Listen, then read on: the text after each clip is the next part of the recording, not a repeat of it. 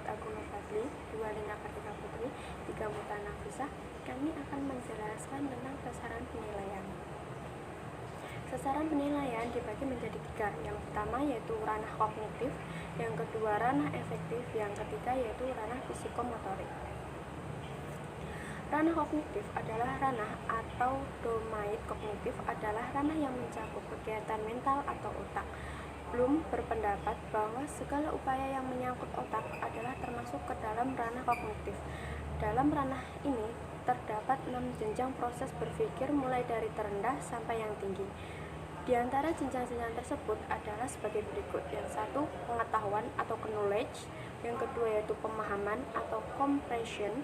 Yang ketiga yaitu penerapan atau application. Yang keempat adalah analisis atau analisis. Yang kelima yaitu sintesis atau sintesis. Yang keenam penilaian atau evaluation. Yang pertama yaitu pengetahuan atau knowledge adalah contoh hasil belajar ranah kognitif pada jenjang ini adalah siswa dapat menghafal domir atau kata ganti dalam bahasa Arab. Tentu kemampuan mengingat ini belum bisa menentukan siswa paham dan mampu dalam penerapan kata tersebut dalam berbahasa Arab. Untuk lebih detailnya mengenai rumusan hasil belajar kognitif yang termasuk dalam tataran pengetahuan, maka kita perlu mengidentifikasi beberapa kata kerja operasionalnya supaya memudahkan pihak guru dan melakukan beberapa penilaian yaitu menghafal, mengidentifikasi, menyebutkan, mengingat kembali, menunjukkan, memberi nama pada, menyusun daftar, dan menggarisbawahi. Yang kedua yaitu adalah pemahaman atau comprehension, yaitu pemahaman ialah kemampuan seseorang untuk mengerti dan memahami sesuatu setelah itu dihafal dan diingat. Beberapa contoh hasil belajar ranah kognitif pada jenjang pemahaman adalah 1. Siswa dapat menyimpulkan kembali isi bacaan berbahasa Arab dengan lancar dan jelas. Yang selanjutnya, yang kedua yaitu siswa mampu menjawab pertanyaan tentang teks bacaan dengan menggunakan redaksi bahasanya sendiri dan lain-lain. Yang ketiga yaitu penerapan atau application. Yang pertama, siswa mampu membuat contoh kalimat dalam bahasa Arab sesuai dengan pola kalimat yang telah diajarkan.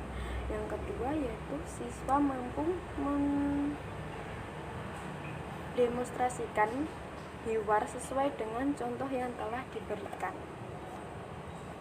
Selanjutnya yang keempat yaitu adalah analisis, yaitu misalnya siswa mampu menguraikan penyebab terjadinya pengangguran di kalangan penduduk desa dengan bahasanya sendiri.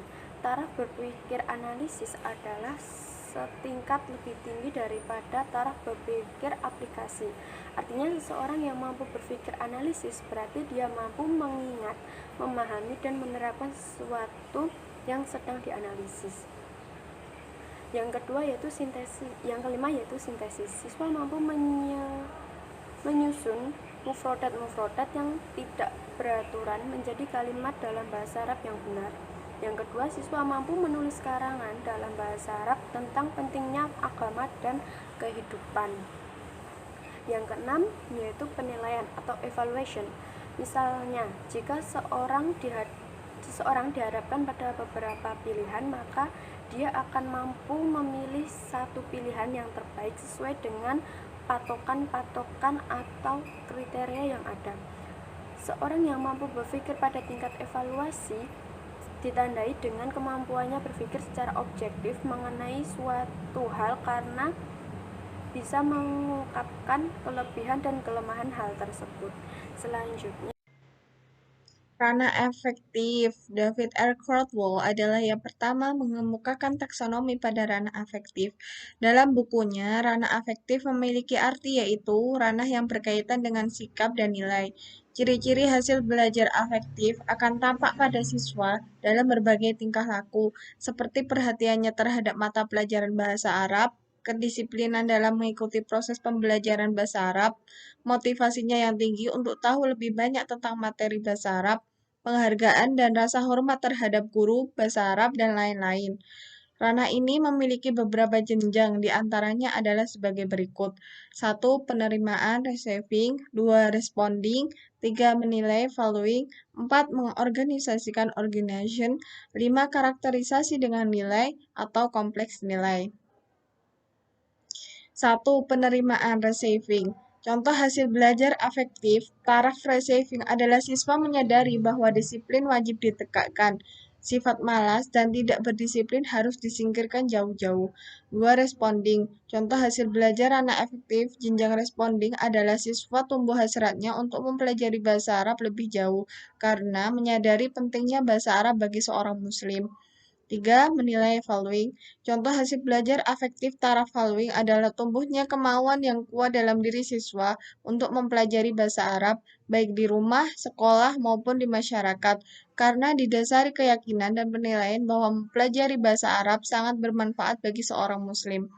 4. Mengorganisasikan organization. Contoh hasil belajar afektif taraf organization adalah siswa mendukung keputusan pihak manapun yang memiliki kepedulian dalam mengembangkan bahasa Arab di Indonesia. Mengatur atau mengorganisasikan ini merupakan taraf afektif yang setingkat lebih tinggi daripada valuing.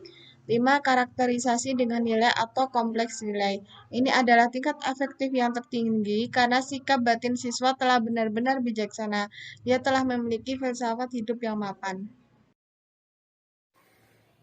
Oke, saya akan melanjutkan materinya. Yang selanjutnya adalah ranah psikomotorik. Oke, artinya adalah ranah psikomotorik adalah ranah yang berkaitan dengan keterampilan atau skill atau kemampuan yang bertindak setelah seseorang menerima pengalaman belajar tertentu. Nah, ranah ini muncul ketika seseorang telah menerima pengalaman belajar tertentu berkaitan dengan ranah-ranah sebelumnya. Oke.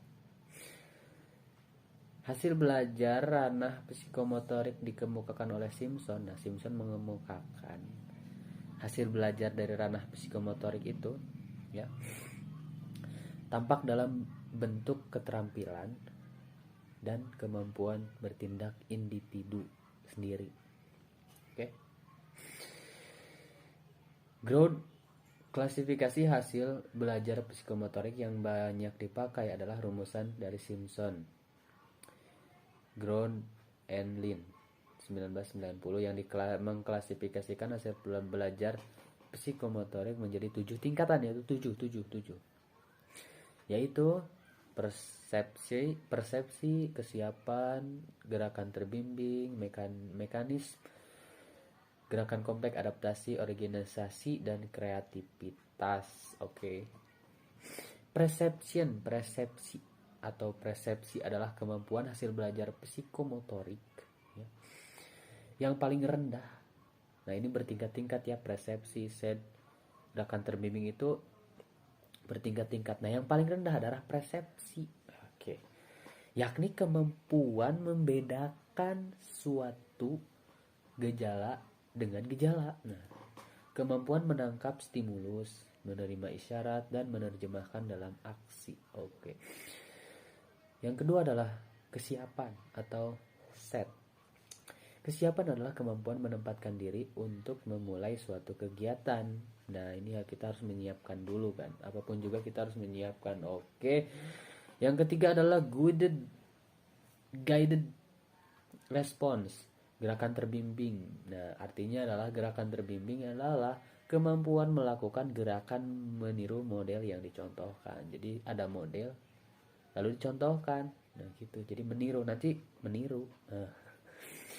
Yang keempat adalah mekanisme gerakan terbiasa. Nah, apa itu? Mekanisme adalah kemampuan melakukan gerakan tanpa ada model atau contohnya. Nah, itu kebalikan dari gerakan terbimbing. Jadi terbiasa gitu. Nah, nomor 5, gerakan kompleks. Nah, gerakan kompleks adalah kemampuan melakukan serangkaian gerakan dengan cara urutan dan irama yang tepat. Itu artinya. Yang keenam, adaptasi adalah kemampuan untuk menyesuaikan diri dengan situasi yang baru yang dihadapinya.